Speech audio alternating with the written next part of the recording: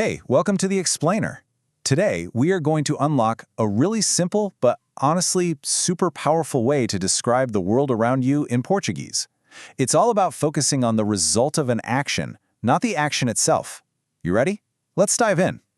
So instead of kicking things off with a bunch of dry grammar rules, let's just start with a really simple observation. Something you've definitely seen a million times.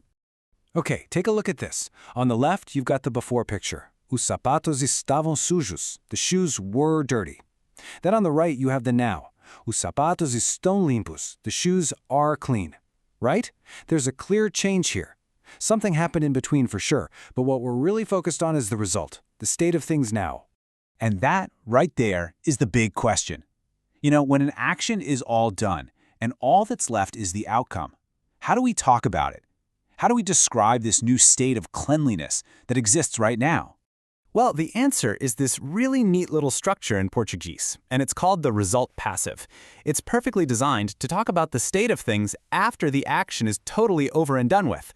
And here it is. The formula is actually so simple.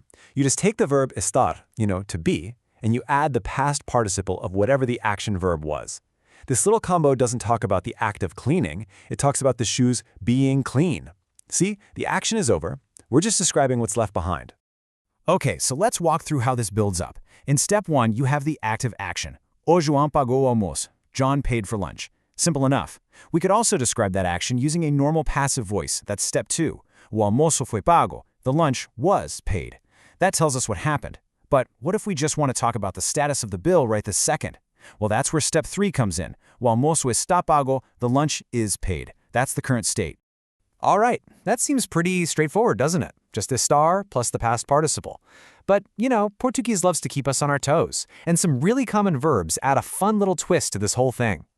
And here is that twist.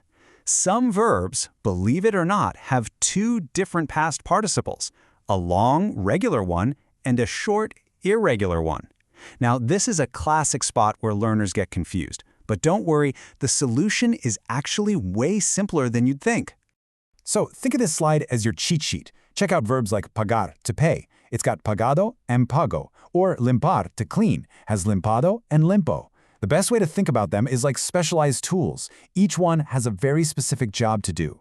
And here it is, the golden rule for using these tools the right way. It's actually really simple. You use that long regular form, the one that ends in ado or ido, when you're building tenses with the verb tener. But when you're describing the result with ser, or, like in our case, estar, you always use the short irregular one. That's it.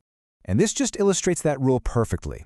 On the left, if you want to describe the action of saving, you use ter, and the regular participle. Tinem salvado. But if you want to describe the result, the state of the children after they were saved, you switch to estar, and that short irregular form, estavam salvos. They were safe. See the difference? It's all about action versus state. All right, let's make sure this really sinks in. We're going to do a quick rapid-fire round of examples, just to see this pattern pop up over and over again. This will really help you get a feel for it.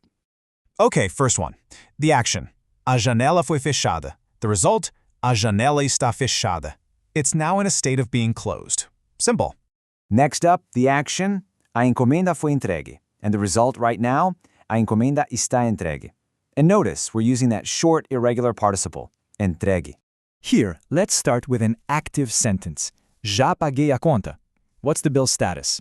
Well, now we can say, a conta está paga. The bill is paid. And there it is again, that short, irregular form, paga.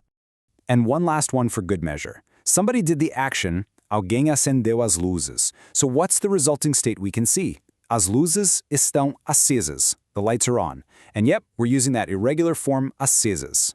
So we've gone over the concept, the formula, and we've even tackled that tricky little twist. Let's boil this all down into a few key points that you can really take with you. Okay, so here are the 3 big things to remember. First, to describe a result, your go-to formula is super simple. Estar plus the past participle. Second, for those tricky verbs that have 2 different options, you always use the short, irregular one with estar. And finally, maybe the most important point of all, this is all about describing the state of things now, not the action that happened in the past. So I'm going to leave you with this final thought. This isn't just some abstract grammar rule, right? It's a totally new way to see the world around you. So just look around the room you're in. Your coffee is made. The door is closed. The bed is made. My question for you is, what está feito in your world right now?